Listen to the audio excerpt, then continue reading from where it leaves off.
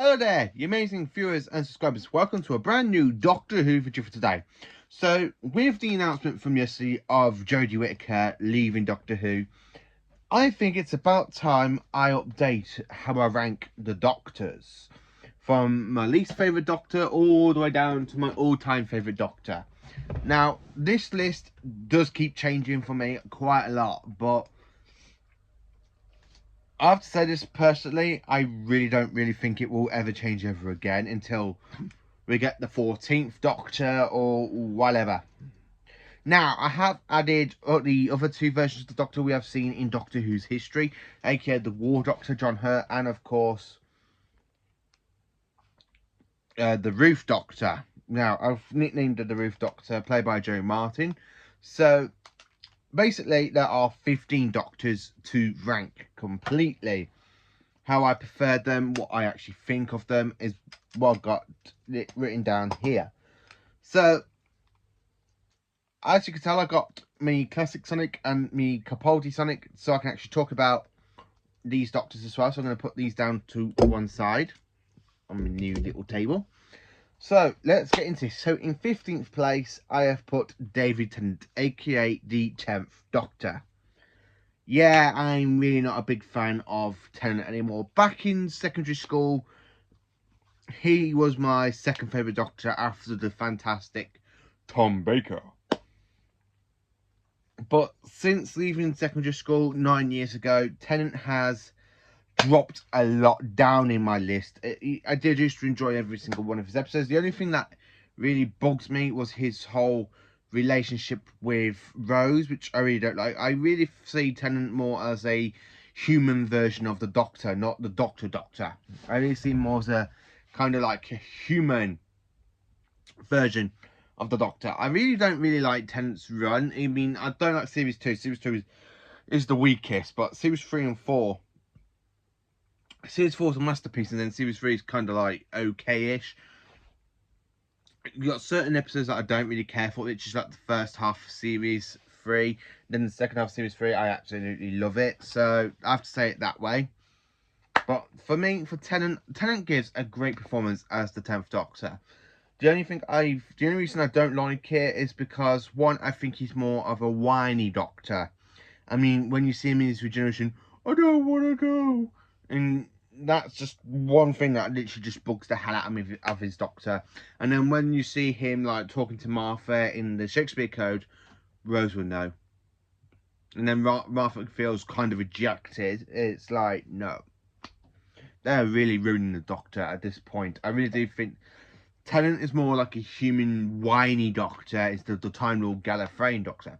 He has got some good moments, the Doctor. He has the fantastic Time Lord Victoria stuff in The Waters of Mars, which is my all-time favourite Tennant story. 14th place, I have put Jo Martin as the Roof Doctor.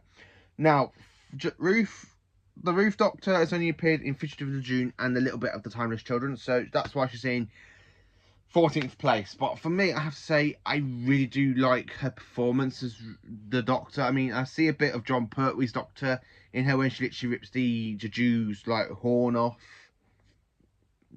That's a bit of a good way to do it, and she really has good stuff to be a Doctor. It's just, is she going to become?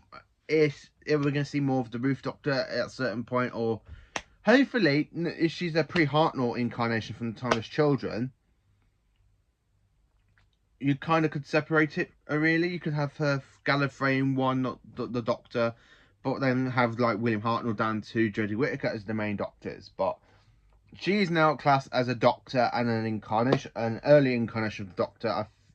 From what I've read, I've looked it up because I was told that she was between the second and third incarnation of the Doctor, but I've looked up through the beta information on certain Doctor Who websites, and she's a pre-Hartnell incarnation, and I really would like to see more of her Doctor. She's quite good. She is basically the 14th version, like some theories have been going around over the past year about the Roof Doctor. Is she going to be the 14th Doctor? Is she a future incarnation of the Doctor? We just have to find out, but I'm very certain that she's a pre-Hartnell incarnation of the Doctor. The Doctor that was working for the Time Lords in the the Divinity, something like that. I can't announce the full word, I'm afraid. So yeah, the Roof Doctor. 13th place, it is Jodie Whittaker, aka the 13th Doctor. Jodie's Doctor hasn't really grown on me a lot as other Doctors have done. I really don't like Series 11 that much. Series 12, she's grown on me considerably. Series 13, I'm hoping we see a bit more Doctorish. I'd like to see a darker side to her Doctor. That's the one thing we really need to see, is a darker side of Jodie's Doctor. All of the other Doctors, we have seen bits of darker sides of them. I mean, with Troughton, you see a bit of darker side of Troughton's Doctor, the manipulation stuff. But I really do want to see a darker side of Jodie's Doctor at some point before she goes off to regenerate. Hopefully we see it in Series 13. If not, then hopefully we see it in the 3 specials we're going to be getting next year. So yeah, 13th place is Jodie Whittaker. 12th place. Now, I had to put this one in 12th place. It's Paul McGann, the 8th Doctor. I have got some of his Big Finish audios. I mean, I've got Time Lord War, the Time War one. I've got the one with the Fashion Errata from the Multi-Doctor box set. They're the only ones I've really got of Paul McGann. The one I've got with him is with him with the other Doctors. So you kind of see a little bit of reference between the two in between the 4, 5, 6, and 7, and 8 Doctors in like the end. But I can't really say more than Paul McGann because he's only had 2 TV appearances and he's brilliantly as the 8th Doctor. It's just a shame I had to put him really, really low in the list because I haven't really listened to all of his Big Finish stuff. Hopefully, when I get more Big Finish stuff, I will actually, his Doctor most probably move up in the list a lot more. 11th place, I have put John Hurt, aka the War Doctor. Yes, the fantastic John Hurt. Now, I know you're most saying, but John Hurt was only in like 1 and a bit of episodes where he was, but we have got him in Big Finish for the War Doctor series with Formulas 1, 2, 3, and 4. And he's brilliantly as the Doctor. I love John Hurt as the War Doctor.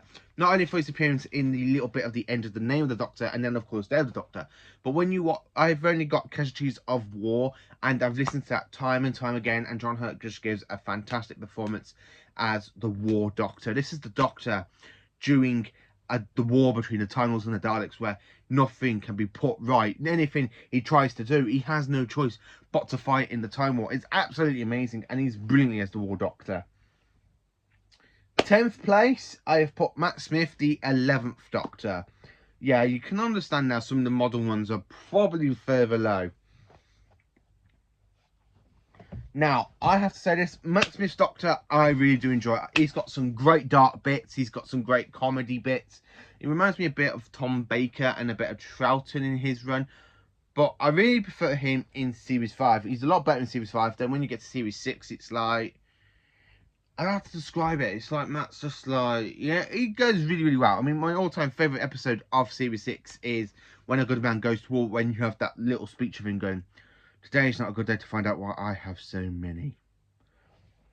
I really do like Matt Smith's darker personas, and the way he literally talks to the War Doctor. When the War Doctor goes, "In what I did without choice, I know. In the name of peace and insanity, but not in the name of the Doctor."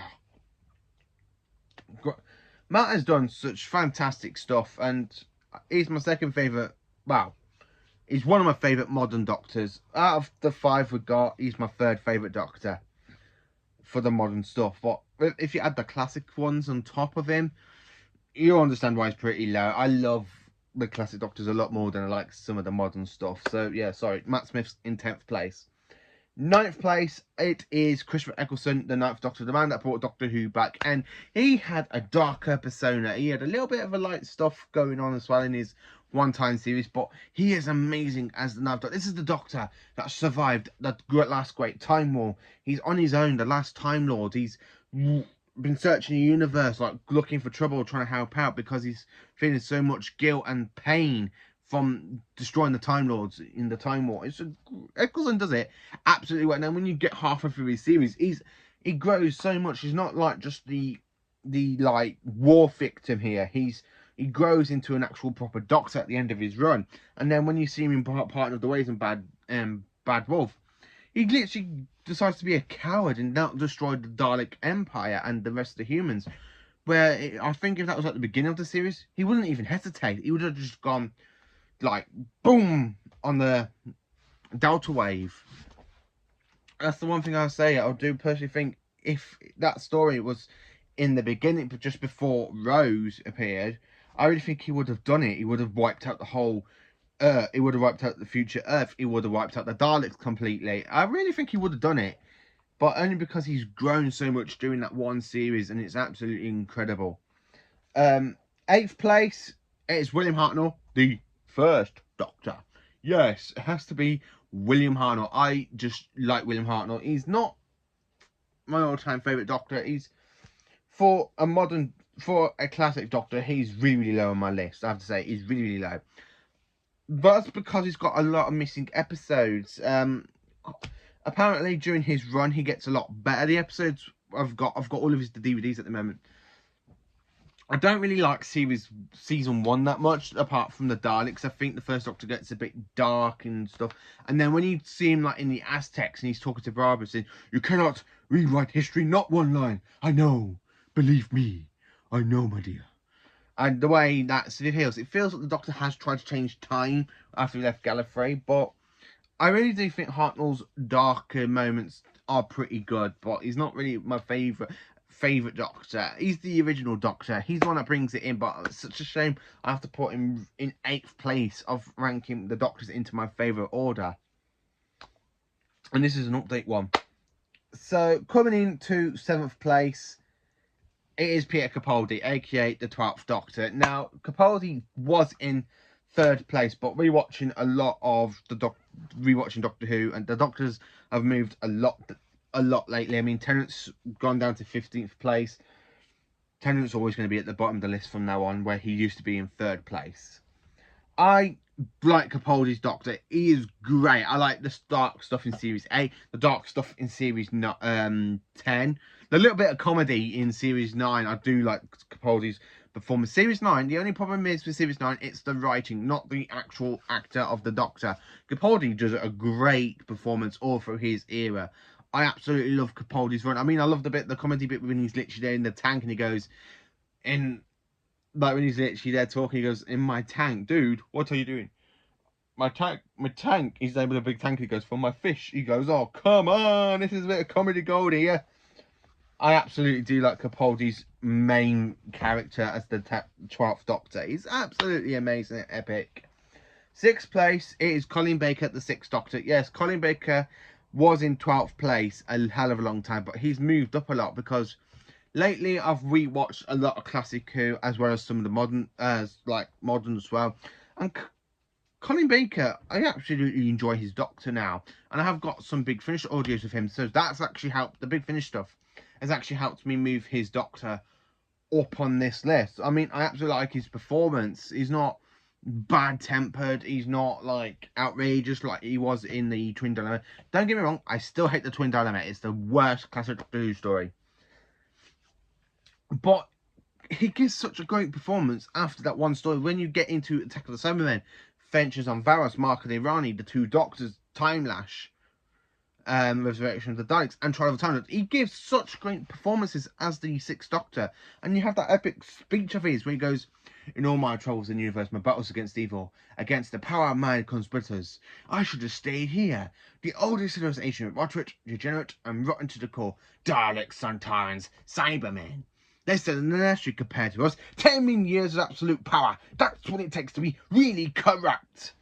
He does that speech really, really well. Colin Baker does. He gives great performances during his time as the Doctor. It's such a shame it's a short run, and I would have liked to see more of his Doctor.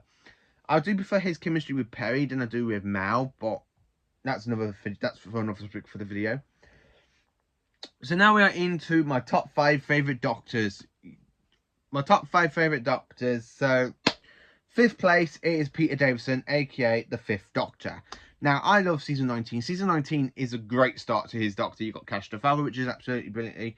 4 to Doomsday, I think that's a little bit weaker than Cash Trafalgar, but it's still pretty much okay. Kinder,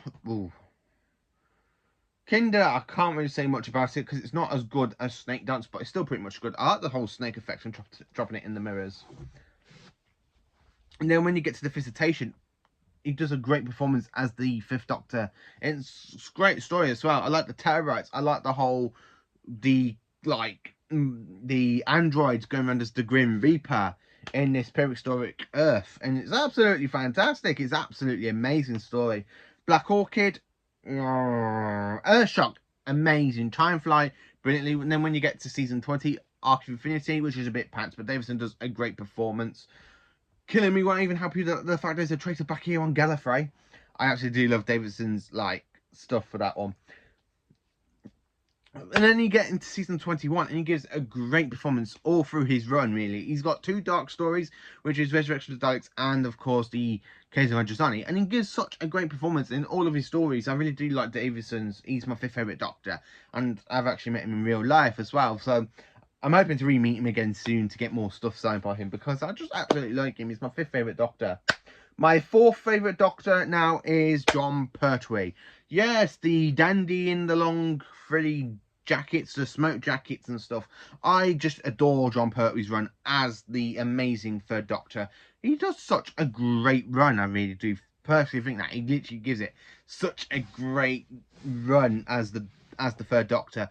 I like the way he used the illusion of Fikido, when he goes, hey, like that. He does great martial arts stuff as well. I absolutely do like his run. I rewatched a lot of his stories.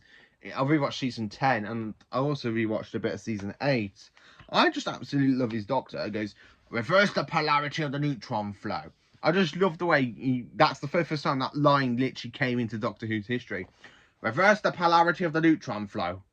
I just really do like Jon Pertwee's proper way. The only season I don't like is basically season 9, because I really think that's one is a bit dull, but Pertwee still gives a great performance during that run as well. I like the Day of the Daleks, where he's there with the gun shooting at the Ogrons.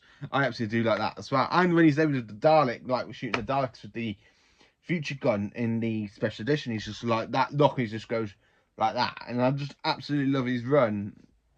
Third place, it is Patrick Troughton, aka the 2nd Doctor. I just love Troughton's Doctor. He's now my 3rd favourite Doctor. What does that have to say? He's moved up a hell of a lot. He used to be really low in the list. He used to be at the bottom half of the list. But he's moved up such a lot. And then he moved into 4th place. Now he's in 3rd place. I absolutely do like Troughton's run. He's such a camostromic sort of Doctor. He's the hobo version of the Doctor. But he acts like the fool. He really does. He literally pulls so much into his performance. The 2nd Doctor literally goes around acting like a clown and people, but instead he's very, very, really, really, really very conning. He literally cons all these villains. Let them think that he's this kind of idiot, hobo sort of persona, and then he's like, yes, I destroyed him. Yes. And I love the bits. Now, Troughton's performance as the Doctor is more focused on his facial expressions. There's quite a few episodes. Although he's the Doctor with a lot of missing stories, and some of them are being animated, I have to say, Troughton's... Power of the Daleks has moved him up so much. I actually like his Power of the Daleks. The only story of his I don't like is the Dominators, but I think he gives a great performance. And the animations are literally trying to give us that fantastic stuff for his Doctor. The only story I think that's literally botched it on the animation is View from the Deep, but at least we still got View from the Deep, so I'm not really going to moan about that.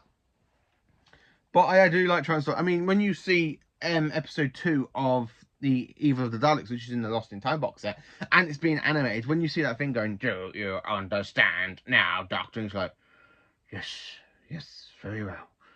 Yes, I do. He's like that, and I like his facial expression. So 2nd favourite Doctor for me is Sylvester McCoy, the 7th Doctor. I absolutely do like Sylvester McCoy's Doctor. Again, as I say, this is where you see more of a darker version of the Doctor than most other Doctors. You see it a bit in Colin Baker, a bit of it in Peter Davison, but he tries to be the good guy. Jon Pertwee, you see a bit of a darker side in certain episodes of his. But this is the time we actually see him. This is the Doctor that literally used the hand of Omega, a time weapon, to blow up turn Scaro's sun into a supernova. Then he literally manipulates Ace in the Curse of Fenwick. He manipulates all these villains as well, like in the one where he's there tricking the gods, and then he literally walks out and an attempt blows up behind him. Sylvester McCoy is absolutely amazing as the 7th Doctor. Now, I never used to like season 24 that much. I only watched like Paradise Towers once and Doubter and the Bellman. So rewatching it again lately on the DVDs and then later on the Blu-ray last month, Sylvester McCoy will always going to be in second place for me because I just absolutely love his run. And the only story that is a bit of a naff is basically the Time of the Rani, but that was actually written for Colin Baker to do. So they would have done the regeneration at the end into Sylvester McCoy, but Colin Baker wouldn't want to come back for the regeneration, so they had to change the script. So it was basically a Colin Baker story, but they had to change it for Sylvester McCoy. So it really doesn't feel right for McCoy to be in that story. But when you see him in Paradise Towers and the way he manipulates the guards and everything else, is just absolutely amazing. The way he literally manipulates the guards, and then later on he gets darker and darker and darker and darker and darker until season 26. Then in Big Finish, he's dark still even more. I mean, this is the Doctor. That's the darkest. I absolutely do like it. Like the Seventh Doctor, he's a great Doctor. He does have some nice little bits with Ace, and he's there like certain episodes he's there like with Ace having a laugh and stuff. But I like the darkness of his Doctor. He's very cunning as well. He's the chess master version of the Doctor, and he deserves to be in my second favourite Doctor. He's just absolutely amazing, and I am trying to cosplay his Doctor. We're literally working on his umbrella. So, coming into my all-time favourite Doctor, number in first place of my favourite Doctor, it is Tom Baker, the longest running Doctor from 1974 to 1981, over 7 fantastic seasons. Just an absolutely fantastic Doctor all the way through. Would you like a jelly baby? I just love Tom Baker's run so much. Now, the first half of his run, which is the Phillips Hinchcliffe era, which has got seasons 12, 13 and 14, are the amazing ones. They are the best Tom Baker stuff. Then when you get season 15, 16 and 17 in the Graham Williamson era, season 15 and 16, they're like, yeah, okay, they're not great, but you still get some good stuff. I mean, season 15, you got Horror Fan Rock, The Invisible Enemy, Image of the Fandel, which is a fantastic stuff. And then when you get into season 16, you literally have the Pirate Planet, the Armageddon Factor, and the Stones of Blood, which are again fantastic. Then when you get to season 17, you've got the City of Death and Shada, which are 2 of the best ones. Then you get into season 18, which is his last full-on season. And he's, yeah, okay, you can tell he's like arguing with the producer. He had problems going on with John Nathan Turner. He was arguing about his costume. He's just to pee him off at one point. They literally put him in like, made him go in like really old makeup stuff just to try and pee him off a bit more. And he didn't really enjoy that. But when you see him in the later half of the season, he looks like he's still enjoying it. Not as much as he used to back in the 70s, but he's still much. And I absolutely love his stuff. I actually do like season 18, Keeper of Traken, because I do think he's fantastic in that one. That's my favourite. That was my very first season 18 story I ever watched with Tom, because I always thought the Pete Howard theme was used for the Pete Davidson one. And then when I watched Keeper of Traken back when I was 4 with my dad, and when I saw the Pete Howard theme being used in that one, I was like, oh, he's got Pete Davidson's theme. My dad says, yeah, of course he has. Do you not know that? I was like, I do like with Tom's, the only bit with the Pete Howard theme, it feels like they just took a picture of Tom of mid-set. So that is how I rank all of the Doctors so far, from David Tennant down to Tom Baker, including John Hurt and Joe Martin. So, am I looking forward to having a brand new Doctor? To be honest with you, yes, I am, but I'm a bit disappointed that Chibnall's leaving after 3 series. I know he said about something about a 5-year plan, but I would have thought that 5-year plan would have stretched to the 60th anniversary, because I really don't understand why he's leaving in 2022 with Jodie, because we are heading towards the 60th anniversary in 2023. So by this point now, by the looks of it, we've got to have a brand new showrunner trying to work out what to do for the 60th. Going, oh crap, it's the 60th year and it's our first year with the new Doctor and my first year as a show producer. What am I going to do? You know, yeah, Chibnall's really left them in the ditch. Whoever the new show producer is, he's got his work cut out for him, because he's got to go and find the 14th Doctor. Then he's got to go and write a whole season, like series 14.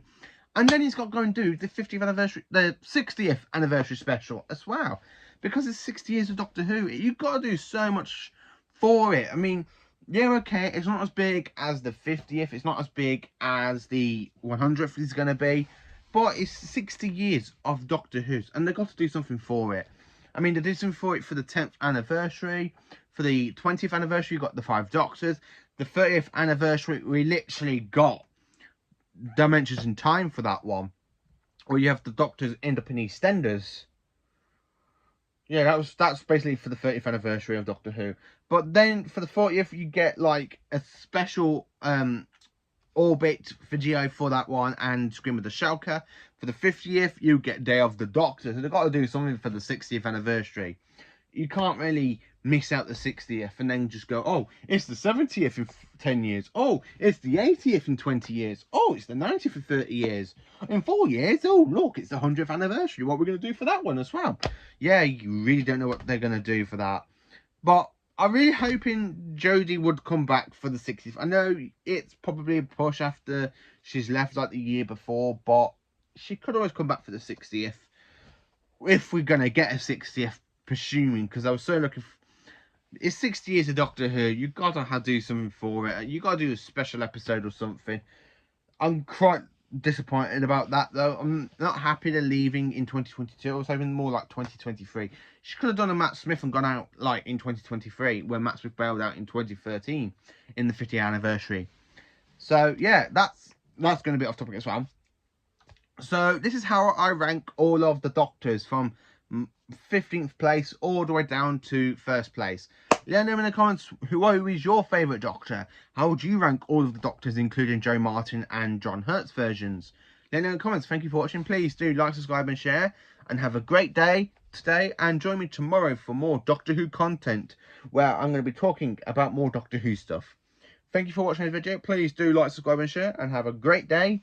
And carry on being magnificent Doctor Who fans, and thank you for subscribing to my to my channel. You have bumped me up to 93 right now, so hopefully by the end of the year I will be most probably on 110 or something. So thank you for watching. Please do carry on liking, subscribing, and please do share my videos. Have a great day, and just carry on being magnificent fans of my channel and magnificent Doctor Who fans. Thank you for watching.